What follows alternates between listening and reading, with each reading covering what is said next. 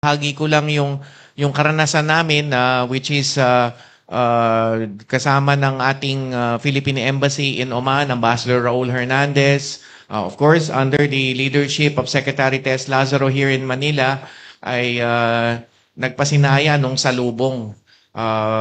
We were so well treated by the Omani government, kaya akmang-akma yung pagpasasalamat ng ating mahal na Pangulo kay Sultan Haitham bin Tariq, Sultan ng Oman, Sultanate ng Oman, at yung kanyang mga kasama sa pamahalaan doon, Foreign Affairs Ministry, pati yung military air base, kasi dumating sila, they were flown through a military aircraft from Sanaa, Omani aircraft to Sanaa, from Sanaa to Muscat.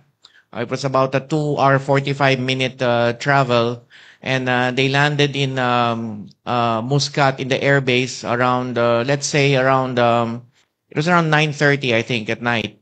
Halos kaparehas nung oras na dumating sila dito ngayong gabi.